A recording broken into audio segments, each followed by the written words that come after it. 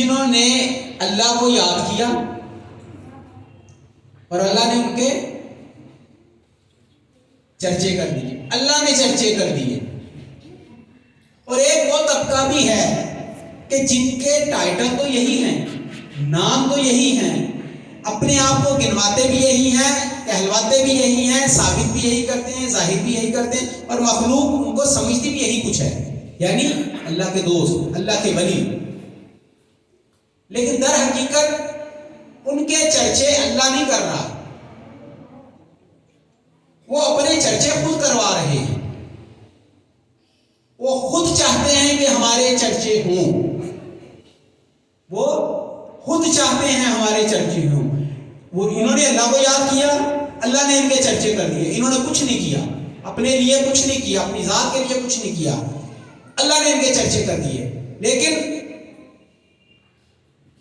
آج کے دور میں جو ان کے نام لیوا ہیں، جو ان کے نام پر اپنی ولایت، اپنی فقیری، درویشی، پیری یا جو بھی ٹائٹل وہ ان کے نام پر چلاتے ہیں، ان کا تمام زندگی کا مقصد صرف اور صرف یہ ہوتا ہے اپنا چرچا کروانا، اپنا چرچا، یعنی وہ ذکر نہیں کرتے، وہ چرچے کرتے ہیں اپنی ذات، اپنے کاموں کے، اپنے جملہ معاملات کے۔ جن کے چرچے اللہ کرتا ہے وہ قیامت تک ہوتے رہیں گے۔ ایسے چرچے کسی ظاہری وسیلے کا محتاج نہیں ہوتے۔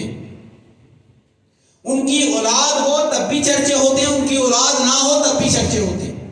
خواجہ نظام الدین محبوب الہی نے شادی نہیں کی، ان کی اولاد ہی نہیں۔ خواجہ نظام الدین محبوب الہی کا نام آپ سب جانتے ہیں کہ نہیں جانتے؟ ان کی اولاد ہی نہیں ہے، لیکن ان کے چرچے ہیں۔ کیوں کہ چرچے اولاد نے نہیں کرنے ہوتے، چرچے اللہ نے کرنے ہیں۔ ان کا کام ہے ذکر کرنا، اللہ کا کام ہے چرچے کرنا۔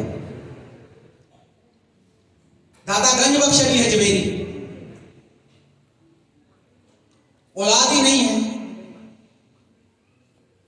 چرچے ہیں۔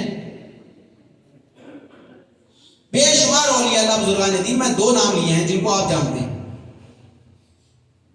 شادی نہیں کی، اولاد ہی نہیں ہے، لیکن دنیا ان کو جانتی ہے۔ یہ تو ایک پہلو ہے۔ بے شمار اولیاء اللہ بزرگان دین ایسے بھی ہوئے ہیں کہ جن کا کوئی مرید ہی نہیں ہے، جن کا کوئی مرید ہی نہیں ہے، لیکن چرچے ہیں، کیونکہ انہوں نے مریدوں کے چکر میں پڑے ہی نہیں، مرید کرنے کے دھندے میں پڑے ہی نہیں، صرف اللہ کا ذکر کیا بس۔ کوئی ان کے پیچھے چلے، اس کو رائے ہدایت دی اور اس کو کہا جا اس راستے پہ جا، بس میرا پیچھا نہ کرنا، وہ ذکر میں رہے۔ لیکن اللہ نے ان کے چرچے کر دیے۔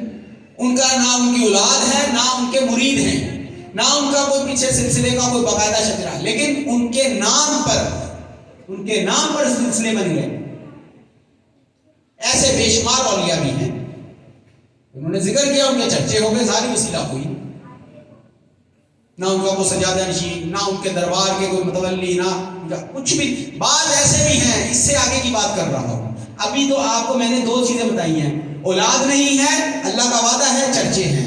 دوسرا مرید نہیں ہے، اللہ کا وعدہ ہے، چرچے ہیں۔ تیسرا ایسے بھی ہیں کہ جن کے مزار ہی نہیں ہیں، جن کے دربار ہی نہیں ہیں، جن کو جانتے ہیں، ان کے مزار دربار کا نشان ہی نہیں ہے، لیکن آپ ان کے نام جانتے ہیں، ان کے بھی چرچے ہیں، اللہ نے چرچے کر دی۔ لہذا جو اپنی ذات کے چکر میں پڑ جاتا ہے وہ کوئی مقام حاصل نہیں کر سکتا، اس کو کوئی مقام نہیں ملتا، وہ دنیا کے گھر دندوں میں پھنس جاتا ہے۔ اس کو دنیا کچھ بھی سمجھے، اس کو دنیا ولی سمجھے، فقیر سمجھے، درویش سمجھے، اللہ کا ولی سمجھے، جو سمجھے، اللہ کیا سمجھ رہا ہے اس کو؟